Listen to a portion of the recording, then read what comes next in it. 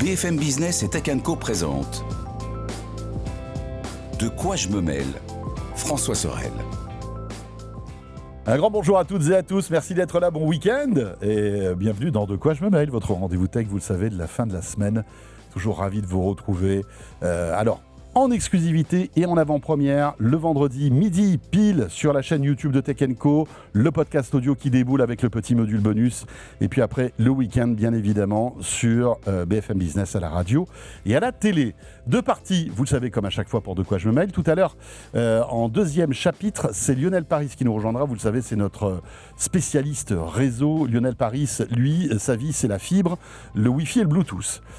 Et vous allez voir qu'il y a pas mal d'actu dans ce domaine. Les opérateurs télécoms redoublent d'offres assez intéressantes, des forfaits 5G, voire même 5G+, illimités. Orange qui teste la fibre du futur avec des débits complètement incroyables. On découvrira tout ça, ce sera dans la deuxième partie de ce De quoi je mail. Le hashtag DQJMM pour nous suivre, bien évidemment, et pour réagir, n'hésitez pas. Bienvenue à vous toutes et à vous tous. De quoi je me mêle sur BFM Business et Tech & Co. Voilà, de quoi je me mêle bien au chaud avec Anthony Morel qui est avec nous. Salut Anthony. Salut François, salut tout le monde. Heureux de te retrouver, cher Anthony. Anthony, que vous écoutez, que vous regardez le matin sur BFM Business très tôt. Et puis aussi à la mi-journée sur RMC et RMC Story. Et puis Gonzague d'Ambricourt qui est là. Salut Gonzague. Bonjour messieurs. Salut. Gonzague, tu nous avais fait une promesse. Je suis là pour la tenir. Et tu vas la tenir, c'est ton projet. C'est notre... Voilà. Alors rappelons quand même que Gonzague est blogueur, entrepreneur, spécialisé dans le réseau. Si un jour vous avez une boîte et vous voulez du Wi-Fi, mais qui passe même dans les recoins du parking, en bas à gauche au 3e sous-sol, vous faites appel à Gonzague d'Ambricourt. Voilà. Et puis, bien évidemment, tu es passionné par la tech, c'est ça qui est cool. Très passionné. Et tu as testé pour nous, et tu nous l'avais promis, le Wi-Fi, Anthony, parce que c'est vrai que nous, on ne voyage pas souvent, mais quand on voyage, on aime bien bosser dans les avions. Et là, tu as testé le Wi-Fi, en fait, chez Air France, qui arrive. Alors, le Wi-Fi chez Air France, c'est pas nouveau. Non. Mais c'était, on va dire, un peu le Wi-Fi dans pas les terrible. avions, de façon générale, c'était... parce que ça a utilisé des satellites vraiment beaucoup plus lointains que Starlink. Et Air France est une des premières compagnies au monde à s'être mis à utiliser Starlink avec des satellites en orbite basse. Ça permet des latences qui sont vraiment plus courtes. Avant, c'était plus d'1 seconde de latence quand tu utilisais le Wi-Fi en avion. Et puis c'était payant, c'était pas fiable, etc. Ouais, des fois ça marchait pas, tu comprenais Voilà. pas pourquoi. Et là, on a pu aller faire un test commercial avec JB, The High Collection, qui était Oui, sur le plateau. qui est venu un peu qui vous en a teaser parlé tout un ça, petit peu, la dernière etc. fois. Donc un vol où il y avait plein d'autres passagers. C'était pas juste un vol avec 5 journalistes qui ont tout le débit pour eux. Et écoute, c'était assez bluffant. Je racontais tout à l'heure que tu décolles. Et si tu es en train de faire un truc concentré sur ton ordi, ça marche tellement bien que tu t'en rends même pas compte. Ah ouais. Moi, j'étais en train de surfer. Et tout d'un coup, Mais t'es pas censé utiliser ton ordinateur au décollage? Ah, Je dis ça. Bon, t'as après. tout à fait raison. Hein T'as tout à fait PNC raison. aux portes. PNC T'as aux tout à portes. fait raison. Anthony, désarme le toboggan. ton téléphone, tu peux. C'est pas Oui, c'est extraordinaire, vrai, mais c'est tu vrai, c'est vrai. Donc ils se sont mis à déployer Starlink sur leurs avions. Et alors déjà, plutôt cool, c'est gratuit. Parce qu'avant, tu payais et ça marchait pas. Je trouve que c'était le summum de la ouais, frustration. C'est clair. Tu payes, c'était 15 ou 20 euros, c'était quand même assez Attends, cher. moi j'ai fait un vol long courrier qui n'était pas équipé de Starlink, malheureusement, Ouais. je sanglotais sur mon siège.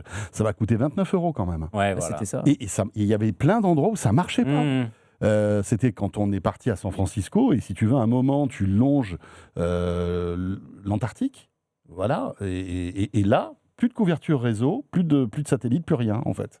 Ouais, C'est bizarre. Non, bah là, on a été au Portugal avec un avion et par chance, on a fait l'aller-retour équipé Starlink, donc ça nous a donné beaucoup de temps pour essayer.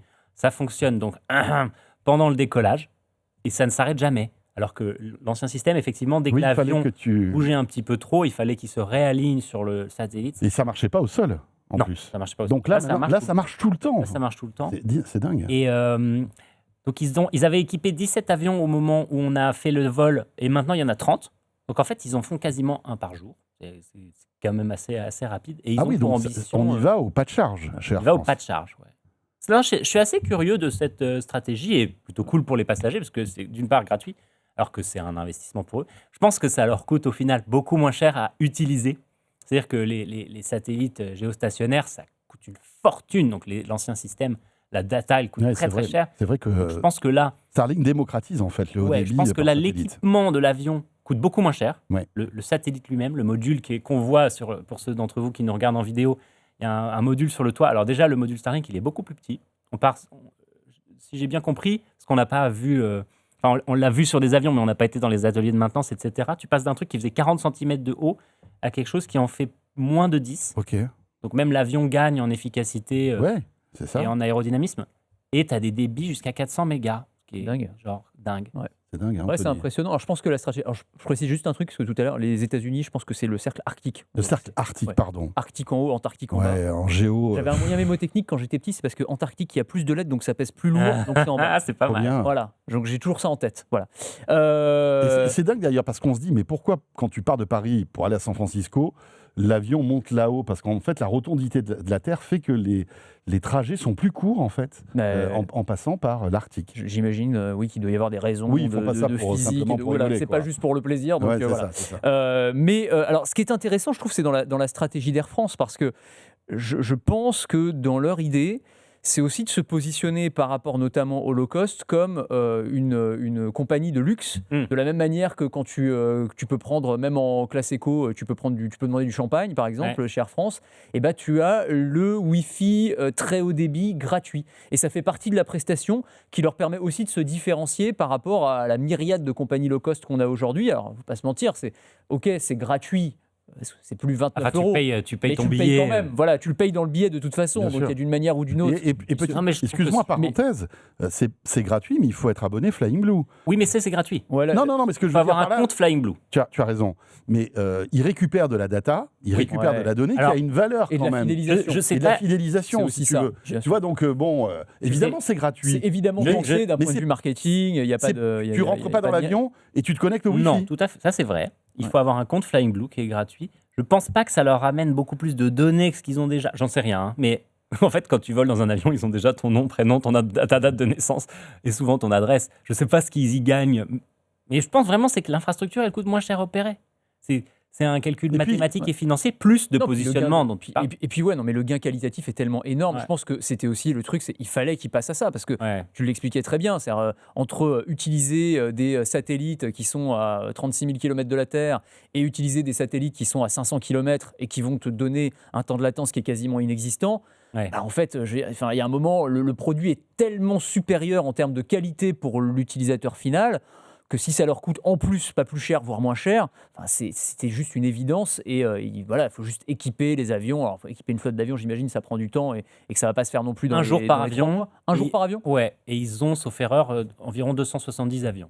Donc Ok. en fait, fin 2026, toute la flotte est convertie, même les avions Hop, Court, moyen, Tous. long courrier. toute la Ça, flotte. c'est top. Et je pense franchement. que c'est un argument aussi concurrentiel, parce que alors, je disais par rapport au low cost, mais pour le coup, par rapport aux compagnies aériennes un peu plus haut de gamme, il y en a certaines qui se sont alliées avec Starlink déjà. Très peu pour l'instant. Il y en a quelques-unes. Trois. Voilà, mais en tout cas, on voit que ça commence à se mettre en place. Or, pour le client, je pense aujourd'hui, ça fait partie des arguments aussi Bien sûr. quand tu voles. Les gens, Mhm. tu as raison, ceux qui veulent bosser en avion. Alors moi, j'avoue, j'ai un côté un peu vieux con, pardonnez-moi l'expression là-dessus. Je T'aimes trouvais bien que être déconnecté dans oui, l'avion. c'est ça. Pour moi, l'avion, c'était le dernier endroit, Ouais. c'est plus vrai maintenant, mais où vraiment tu étais déconnecté. Et où voilà, tu partais, tu faisais un vol de 8 heures, et en fait, pendant 8 heures, vraiment, il y avait personne pouvait t'embêter parce que, et limite, tu avais un prétexte pour pas recevoir Mhm. les mails du boulot, les machins, etc. Parce que tu étais complètement un peu hors du temps, hors de. Voilà. Et là, maintenant, bah, en fait, ça devient un espace connecté comme un autre. Donc, je sais pas, l'étape d'après, c'est quoi? On va avoir des mecs en FaceTime, tu vois, en visio Alors, justement, dans les avions. on a Ça testé me fait- ça. Ça me fait très, très peur. On a testé ça dans l'avion et c'est marrant parce que effectivement marcher, Air non, France en disait plus bah oui, vous pouvez faire vos calls.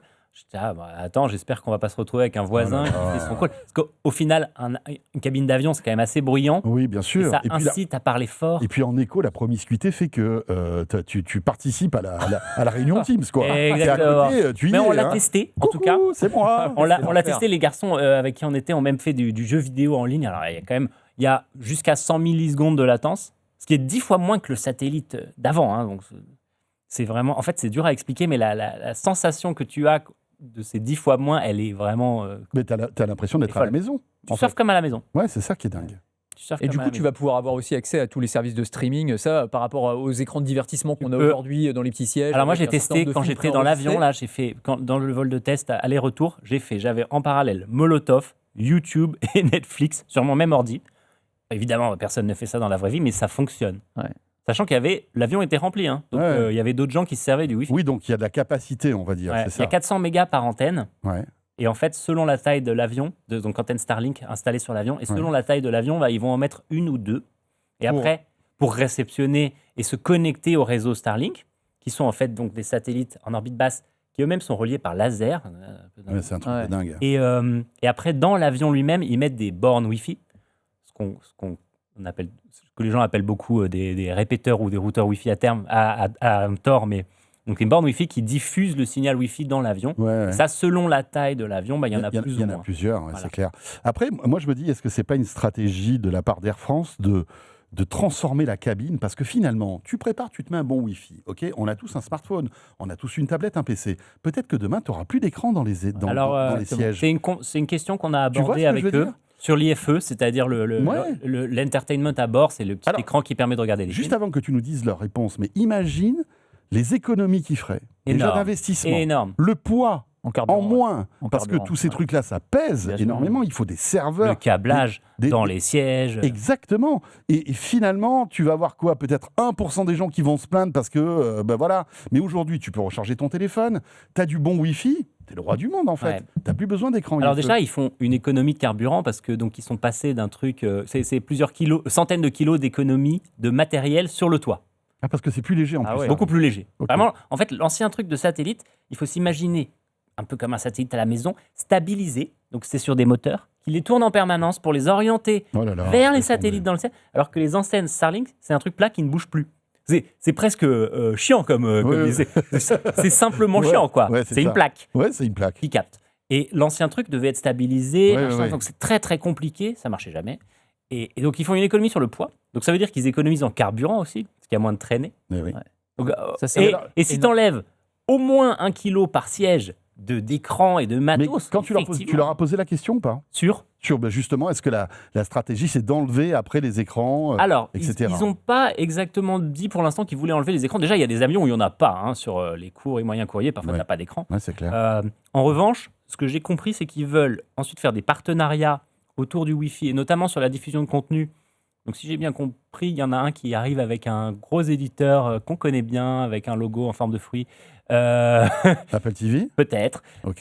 Sur la diffusion de contenu dans l'avion. C'est-à-dire que tu bénéficierais des contenus Apple TV gratuits via le Wi-Fi d'Air Je France. ne sais pas quelle modalité ça Ok. aura. Hein. Je ne veux pas Oh là, m'avancer. on- C'est vraiment du hop, hop, hop, hop. Ok. Mais en tout cas, tu auras accès à une bibliothèque de contenu Pas mal, hein, ça. à bord.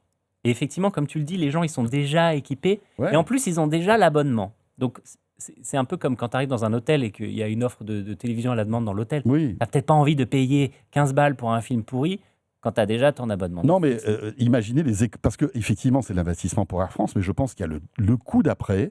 Enlever tout le matériel sur les avions, ne plus payer tous les droits des films qui diffusent dans les avions, ça doit coûter une blinde ce truc-là. Mhm. Ça doit être mais vraiment. En j'aimerais fait, dans qu'on- l'avion, tu devais ça avoir. doit chiffrer Ouais, ces c'est trucs. énorme, Tu sais, c'est quand tu énorme. as 500 films, Ah, bien de sûr. la musique, des trucs et tout, finalement, Ouais. t'enlèves tout ça. Et tu sais que ça, c'était aussi du temps où l'avion était coincé au sol pour les mises à jour du catalogue. Parce qu'en fait, c'est Eh un oui. système où tu Ah oui, il bien sûr. ramène une Ouais. sorte d'énorme disque dur, Et oui. copie les. Et ça plantait une fois sur 10, enfin bref. Et c'était très long et très lourd parce que c'est un serveur informatique. On referme le sujet parenthèse. Starlink, mais c'est vraiment hyper intéressant tout ça et c'est cool. Pour l'instant, ce qui est frustrant, c'est que si tu es sur un avion qui l'a pas. Ouais, il faudrait que la SNCF s'intéresse. Mais est-ce que ça marche à 300 km/h au niveau du sol? Je sais pas. Et puis bon, après, il y a des tunnels. Mais il n'y a pas que des tunnels quand tu prends TGV. Non. Beaucoup d'endroits où le Wi-Fi fonctionne pas très bien. Non, c'est clair. Dans l'actu, Anthony, parle-nous de cette nouvelle console de jeu Ah, qui est très intéressante parce qu'elle est liée en fait à un éditeur mythique qui squatte le monde du PC depuis des années. C'est Valve. bien sûr. Et bien sûr Steam derrière. La plateforme Steam. Et donc, c'est la Steam Machine qui a été dévoilée. La Steam Machine. J'adore Ah le nom. ouais. Et j'aime encore plus le surnom de cette console. Alors que je décris, pour ceux qui nous écoutent, en fait, elle est tout à fait cubique. Voilà, c'est un petit carré, un petit cube noir. Ok. Moi, j'aime bien. Je trouve ça assez esthétique, assez Ouais. distrait. Ça rappelle un peu, console en forme de cube, la GameCube à l'époque. Ouais. Sauf que, tu sais comment s'appelle le fondateur de Valve, mythique, Gabe Newell. Donc c'est la Gabe Cube. Voilà. Oh J'adore, je trouve ça très très bien trouvé. Bien joué. Là où d'ailleurs, on ne sait pas comment dire, mais enfin en tout cas, on se retrouve avec ce. Alors c'est engin. Tu disais une console. Est-ce que c'est une console? Est-ce que c'est un PC? Ouais. C'est un peu les deux à la fois. Parce que ça qui c'est une intéressant. configuration de PC. Voilà, c'est ça. Le but, c'est d'avoir en Mais fait. bon, t'as pas envie de faire Word là-dessus, quoi. Non, bien sûr, là, le but, c'est évidemment d'accéder au catalogue de Steam, aux milliers de jeux. Il y a plein, c'est génial. Steam, c'est vraiment incroyable parce que tu as à la fois les blockbusters, tu as des milliers et des milliers de jeux indépendants qui sont absolument formidables. Tu peux y passer ta vie, T'as du globalement. triple A, du casual, t'as tout ce que Exactement. tu veux. Tu as vraiment la totalité. C'est la caverne d'Alibaba. C'est la caverne d'Alibaba. En plus, ils ont leur système de promotion qu'ils font régulièrement où tu peux avoir plein de jeux pour des sommes qui sont dérisoires. Moi, j'ai un catalogue sur Steam de jeux auxquels j'ai jamais joué. C'est toujours le truc. Ouais. T'achètes, tu sais, t'achètes. Et tu dis j'aurai le temps. J'aurai le temps. Puis en fait, t'as jamais le temps, Eh évidemment. oui, bah, tu pourras jouer dans l'avion Air France. Et bah voilà, exactement. Ouais, T'emmènes Quoique non, je dis ça, tu peux pas enlever ça T'embarques ton GameCube. ta Steam Machine. Ton GameCube. Donc voilà, en gros, l'idée, ça va être d'installer l'équivalent d'un PC dans son salon et de jouer à sa console PC, si tu veux, via ce petit appareil. Alors, la question qui se pose, on n'a pas encore toutes les réponses. On n'a pas le prix, non? Ouais. Voilà, on n'a pas encore le prix.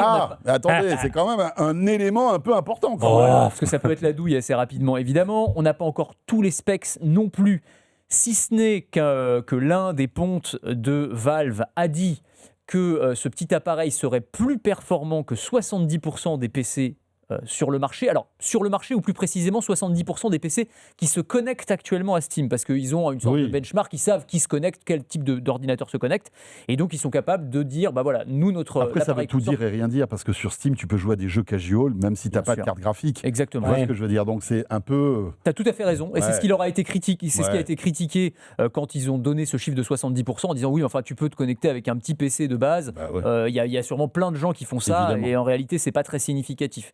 Donc ça, c'est une première limite. Enfin, on verra, on n'a pas encore toutes les réponses. Et alors, la deuxième grosse limite qui a été pointée par un certain nombre de gamers, surtout en mode un peu compétitif, c'est que le problème de cette Steam Machine, c'est qu'elle va tourner sous SteamOS, donc c'est leur OS maison, mais qui a été... C'est un Linux. Qui est basé sur Linux. Ok, il n'y a pas Windows dedans? Non, il n'y a pas Windows dedans. Waouh. Mais le truc, c'est que... c'est pas un PC, alors? Alors, non, c'est peut-être un abus de langage. Bah, c'est un PC, c'est un PC, c'est personal computer. C'est pas un PC Windows. C'est vrai que dans le, on va dire dans l'inconscient des gens, t'as le Mac sous macOS et t'as un PC sous Windows. Tu as raison, c'est un personal computer. D'ailleurs, la prochaine génération d'Xbox sera une sorte d'hybride aussi, qui sera un peu entre le PC et la console. Donc c'est un petit peu la même chose. Donc non, celui-ci tourne sous Linux. Et le problème, entre guillemets, de Linux, qui a plein de qualités par ailleurs, c'est que ça rend possible la triche sur certains jeux, et notamment sur des FPS, de telle manière qu'il y a plein d'éditeurs en fait, qui interdisent Linux. Tu peux pas jouer par exemple à Valorant, tu peux pas jouer, enfin voilà, il y a plein de jeux à Rainbow Six aussi. En fait, on peut imaginer que sous cet environnement Fortnite Linux aussi. Il y aura plein de jeux qui ne seront pas dispo. C'est tout le problème. Voilà, on n'a pas la réponse définitive, mais enfin ça paraît compliqué. En tout cas, il y a un certain nombre de blockbusters du genre Fortnite ou autres, où les éditeurs ont déjà dit non, Linux c'est hors de question, et donc on voit pas comment ça va être compatible. Donc c'est pas tous les jeux évidemment, mais ça fait quand même partie des jeux. C'est pas tous les jeux et c'est pas encore acté. Non, c'est pas encore acté. C'est on va dire tu peux pas le faire. Tu peux pas le faire sur ton Linux. Tu pourras peut-être le faire sur le Linux, le SteamOS. Oui, qui sera peut-être plus protégé. On ne sait pas. On ne sait pas. Non, encore une fois, ça fait partie des incertitudes. On n'a pas encore toutes les infos. En fait, ils ont présenté une galaxie de produits. C'est intéressant d'ailleurs, hein, Steam qui était une plateforme. Maintenant, ça y est, ils sortent des produits. Donc il y avait le Steam Deck. Le Steam Controller. Ils ont une nouvelle manette qui va sortir. Ils ont le Frame. Ouais, exactement. Un casque de réalité virtuelle. Ouais.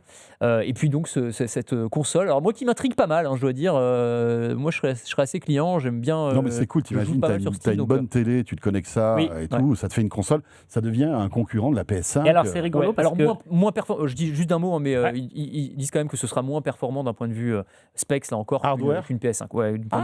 C'est peut-être un indicateur intéressant pour le prix. Ce sera sûrement moins cher. Ça veut dire que c'est pas un PC gamer de ouf, quoi. Non, c'est pas ça.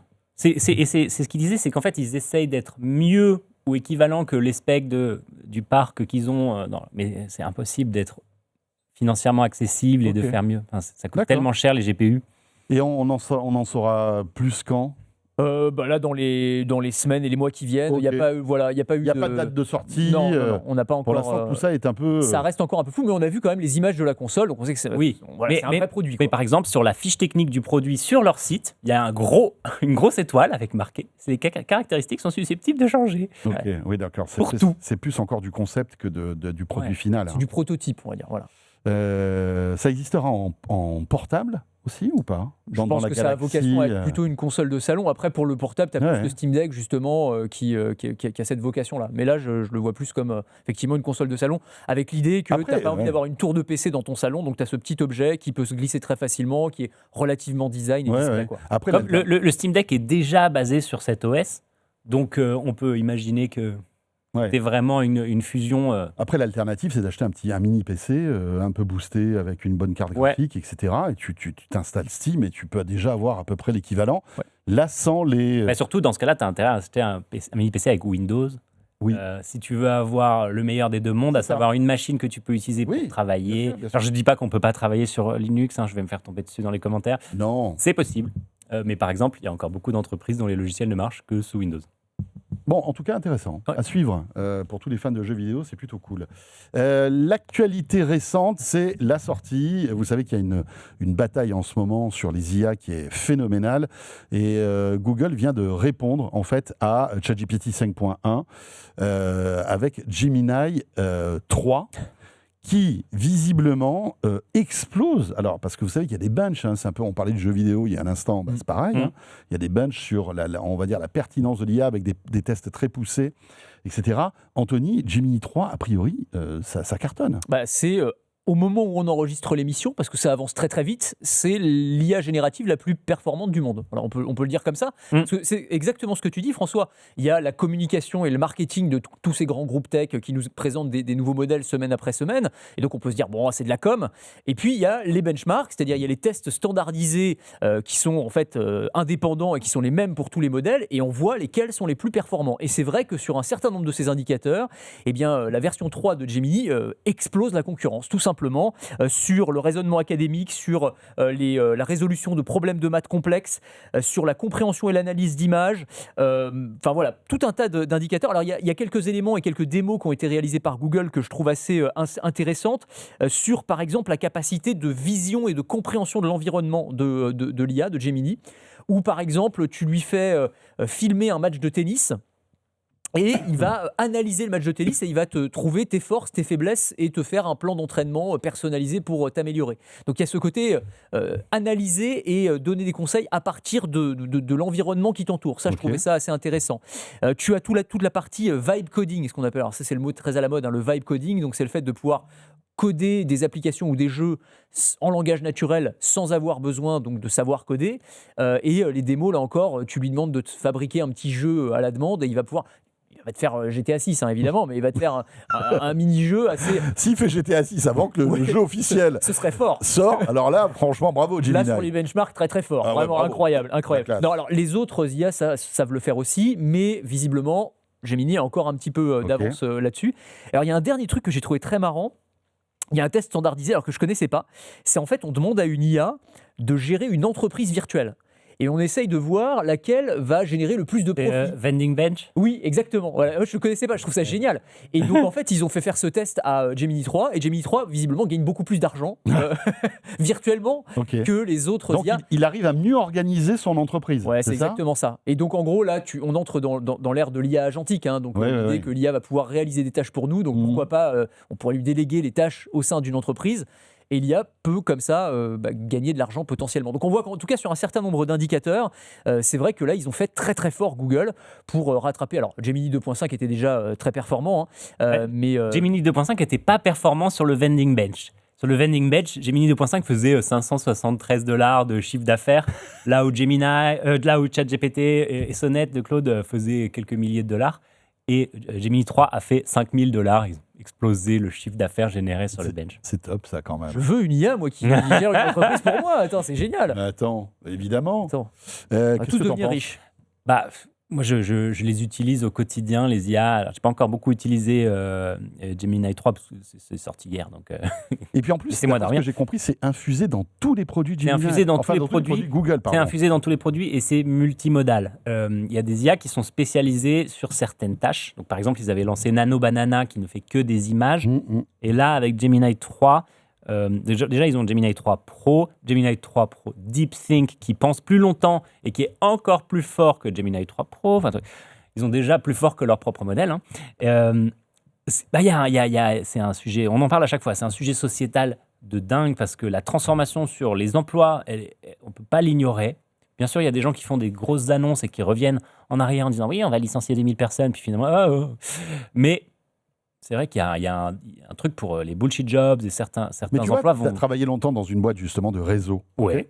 Est-ce que l'IA, concrètement, aujourd'hui, te permettrait d'avoir moins de salariés, Bien sûr. de se substituer à certains, Alors, l'IA, certains par emplois? exemple, dans le métier de ma boîte où on fait de l'installation physique, l'IA ne se substitue pas aux humains qui vont aller tirer des câbles, poser des équipements, etc. Ça, c'est manuel, on va dire. En revanche, on a aussi des gens qui font du support. Donc, tu nous écris, François, j'ai un problème avec mon PC, je ne peux plus imprimer.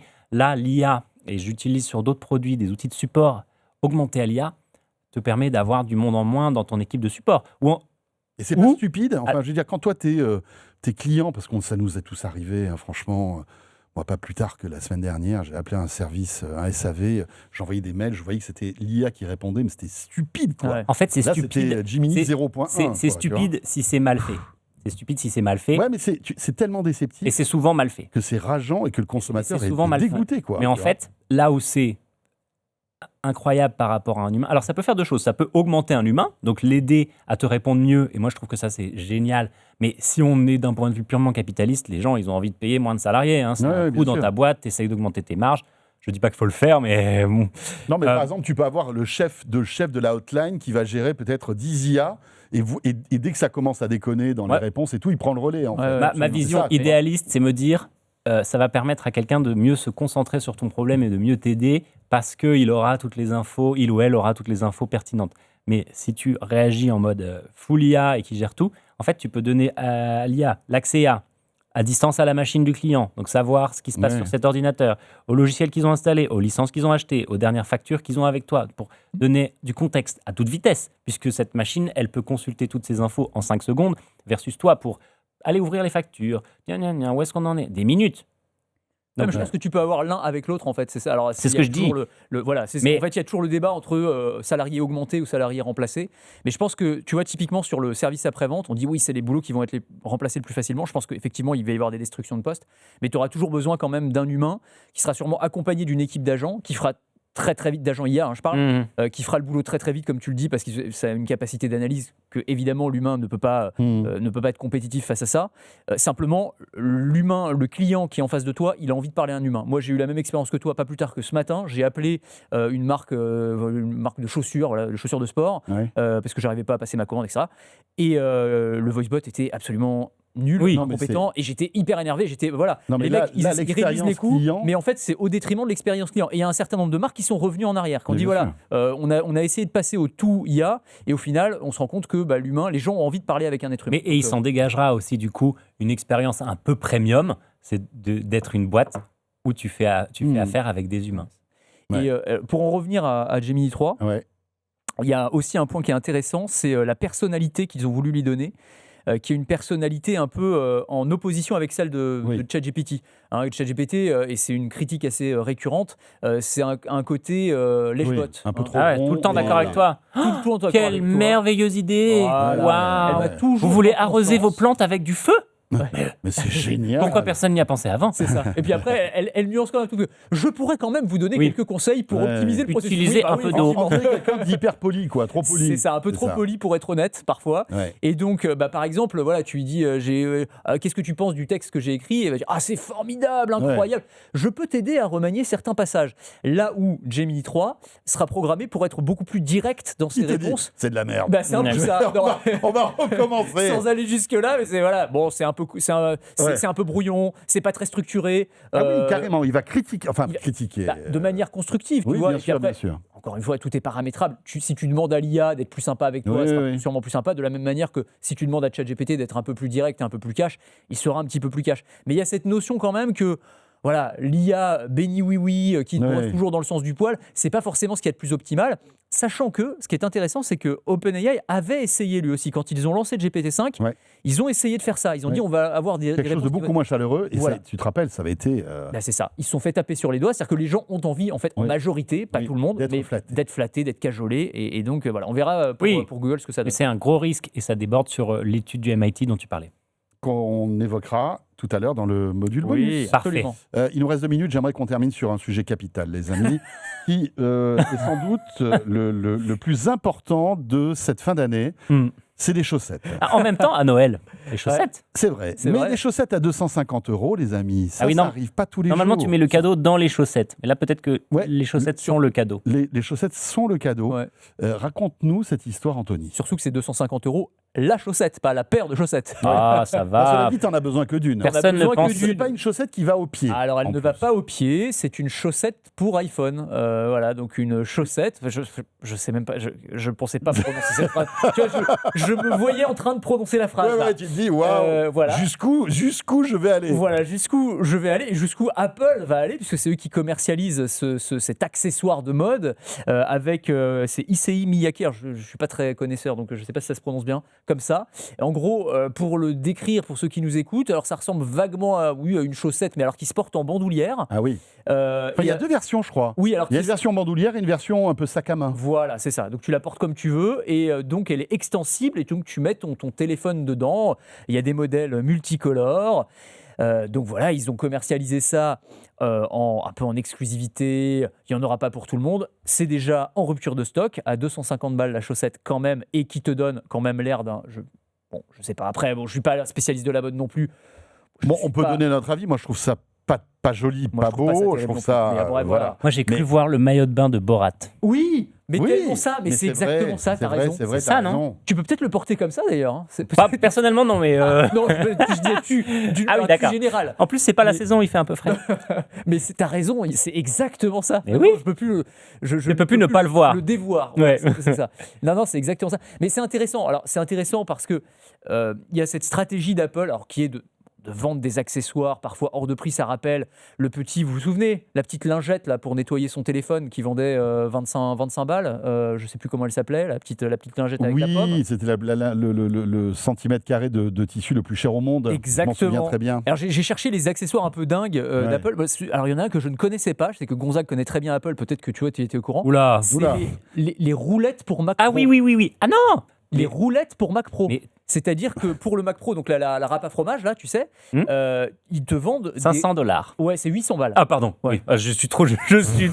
800 balles, les roulettes. Donc 800 €, mais 800 €, 4 roulettes quand même. Tu dois avoir 4 roulettes, je crois. 4 ou 6, je sais plus. Les roulettes pour un roulette, ça fait quand même cher, la roulette. Ah oui, 850 €. Donc voilà, on est dans cette... Oui. Elles sont très belles. Un pouvoir, un pricing power, comme on dit, qui est absolument dingue. Et est une marque, voilà, autant une marque de luxe qu'une marque de tech. Et c'en est une nouvelle illustration. Et ce que tu disais, c'est qu'à 250 €, on aurait pu se dire, ils vont pas en vendre, mais en fait, c'est rupture. Rupture de stock. Alors après, ils n'en ont pas mis en vente des millions non plus. Je pense qu'ils jouent aussi sur le côté. Il n'y en aura pas pour tout le monde. Ils ont été commercialisés seulement dans les Apple Store, dans certains Apple Store, pas tous. Ceux qui sont les plus, on va dire, dans les zones un peu de luxe. Par exemple, ils les ont pas mis sur les Champs-Élysées, qui étaient jugés trop touristiques, et ils l'ont mis dans l'Apple Store de Saint-Germain, qui est jugé comme un peu plus haut de gamme. Un peu plus chic. Un peu plus chic. Plus posé. Saint-Germain, le pouvoir d'achat est élevé. Ouais, en fait, celui de Saint-Germain, il est un peu plus secret. Oui, c'est vrai. Il est caché, il n'est pas dans une zone de passage. Exactement. Écoutez, à vous de nous dire. Maintenant, tiens, Léa, qui est notre productrice, nous dit que le gars qui a dessiné ces chaussettes, c'est le gars qui faisait les cols roulés de Steve Jobs. Ah bon ? Ah je ne savais pas, tu vois. C'est intéressant de voir que la boucle, pas est bouclée, mais que finalement, il y a une... Voilà, enfin, tout se rejoint. Ça se répond, merci beaucoup à tous les deux. Anthony Morel de BFM Business, Gonzague d'Ambricourt. Merci à toi. Plaisir. N'hésitez pas à aller sur la chaîne YouTube de Gonzague et sur ses réseaux sociaux pour le suivre. Et les amis, on se retrouve après la deuxième partie. Lionel Paris arrive pour nous parler réseau et l'actualité télécom de ce mois de novembre. Et on se retrouve pour le petit module bonus, à la fin. Module bonus exclusivement pour vous qui nous écoutez en podcast audio. À tout de suite et merci de nous suivre. De quoi je me mêle sur BFM Business et Tech Co.